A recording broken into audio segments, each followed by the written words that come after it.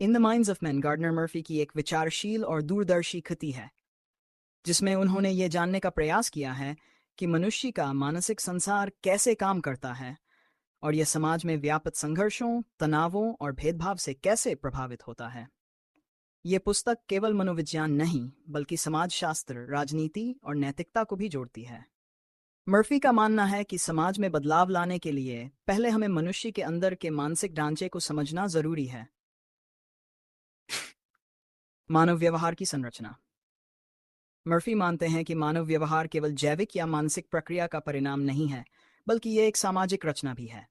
बच्चा जिस समाज में पैदा होता है, वहीं के मूल्य, परंपराएं और भेदभाव उसके मानसिक ढांचे में गहराई तक बस जाते हैं।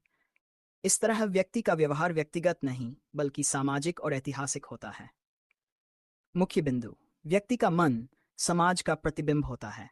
भाषा, धर्म, जाति, वर्ग आदि कारक व्यक्ति की सोच को गहराई से प्रभावित करते हैं। मनुष्य का आत्मा और उसका मैं एक सामाजिक निर्मित वस्तु है। सामाजिक तनाव, सोशल टेंशन्स। मर्फी ने पुस्तक में विस्तार से यह समझाया है कि समाज में क्यों तनाव पैदा होते हैं।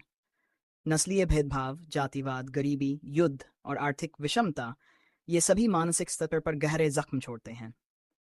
ये मानसिक तनाव व्यक्ति को नकारात्मकता, हिंसा और हीन भावना की ओर धकेलते हैं। अमेरिका में अश्वेतों के साथ होने वाला भेदभाव केवल कानूनी नहीं, बल्कि मानसिक आहत भी देता है। यही मानसिकता भारत में जातिवाद के संदर्भ में भी देखी जा सकती है। मुख्य बिंदु।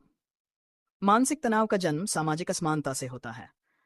जब समाज अन्यायपूर्ण होता है, तो मनुष्यों के भीतर गुस्सा, घृणा और अविश्वास पनपता है। यह तनाव पीढ़ियों तक चलता है। पूर्वाग्रह और भेदभाव। मर्फी कहते हैं कि पूर्वाग्रह एक मनोवैज्ञानिक रक्षा प्रणाली होती है, जो व्यक्ति को भ्रमित आत्मविश्वास देती है, लेकिन इसका परिणाम समाज के कमजोर वर्गों पर भारी पड़ता है। नस्लवाद, जातिवाद, धार्मिक कट्टरता, ये सब मानसिक स्तर पर विकसित पूर्वाग्रह हैं। मुख्य बिंदु। पूर्वाग्रह सीखे जाते हैं, वे जन्मजात नहीं होते। शिक्षा और व्यक्तिगत अनुभव इन्हें बदल सकते हैं। व्यक्ति दूसरों को नीचा दिखाकर खुद को श्रेष्ठ महसूस करता है, यही भेदभाव की जड़ है। शौर, शिक्षा और चेतना का निर्माण। मर्फी इस बात पर बल देते हैं कि यदि हमें सामाजिक तनाव और भेदभाव को कम करना है, तो सबसे पहले मानव चेतना को बदलना होगा, और यह चेतना बदलती है शिक्षा से। लेकिन यहाँ शिक्षा का अर्थ केवल पाठ्यक्रम और किताबों तक सीमित नहीं है, बल्कि यह एक व्यापक प्रक्रिया है जिसमें आत्मनिरीक्षण, संवाद और सांस्कृतिक पुनर्रचना भी शामिल है। मुख्य बिंदु। शिक्षा समाज में नैतिक बोध विकसित कर सकती है। शिक्षा का उद्देश्य केवल रोजगार नहीं, बल्कि सामाजिक न्याय होना चाहिए। बच्चों को संवेदनशील, विचारशील और आलोचनात्मक बनाना जरूरी है। सामाजिक न्याय और परिवर्तन की संभावना। मर्फी आशावादी दृष्टिकोण अपनाते हैं। वे मानते हैं कि मनुष्य के भीतर एक नैतिक चेतना है जिसे जागृत किया जा सकता है। समाज को बदलने की क्षमता मनुष्यों में है, बशर्ते अपने ही मन के अंधकार को पहचानें और उसे बदलें। वे कहते हैं, परिवर्तन केवल बाहर से नहीं, भीतर से भी होता है। अगर हम मानसिक रूप से न्यायप्रिय बने, तो सामाजिक परिवर्तन तेजी से हो सकता है। सामाजिक न्याय केवल नीति या कानून का विषय नहीं, यह मानसिक क्रांति का सवाल है। व्यक्ति जब अपने अंदर के अन्याय को पहचान लेता है, तब वह बाहर की व्यवस्था से टकराने की ताकत जुटा पाता है। जागरूक नागरिक ही लोकतंत्र को गहराई से मजबूत कर सकते हैं।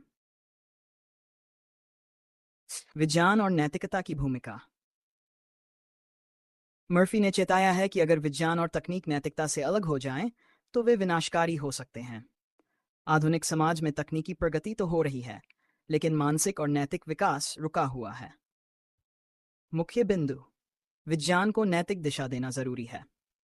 शिक्षा में नैतिकता और सह-अस्तित्व की भावना होनी चाहिए। विज्ञान और मानवीय मूल्यों का संतुलन ही सच्ची प्रगति है। मर्फी की दृष्टि केवल अमेरिकी समाज तक सीमित नहीं है। वे मानते हैं कि पूरी दुनिया एक साझा मानवता से जुड़ी हुई है। किसी भी देश या समाज की समस्या अंततः वैश्विक समस्या बन जाती है। मुख्य बिंदु। राष्ट्रीय सीमाओं से ऊपर मानव मूल्यों की बात जरूरी है। युद्ध, भूख और जलवायु संकट, ये केवल राजनीति नहीं, मानसिकता के संकट हैं।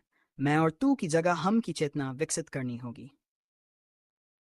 मनुष्य की संभावना और भविष्य पुस्तक के अंतिम अध्यायों में मर्फी एक गहरी मानवीय दृष्टि के साथ आशा की बात करते हैं। वे कहते हैं कि मनुष्य सिर्फ एक जीव नहीं, बल्कि एक संभावनाओं से भरा हुआ चेतन प्राणी है।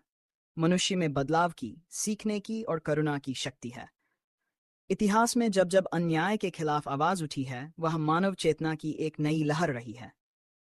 निष्कर्ष: इन द माइंड्स ऑफ मैन एक दार्शनिक और वैज्ञानिक दृष्टि से लिखी गई गहरी पुस्तक है, जो ये दर्शाती है कि सामाजिक बदलाव लाने के लिए पहले हमें मनुष्यों के भीतर की सोच और चेतना को बदलना होगा।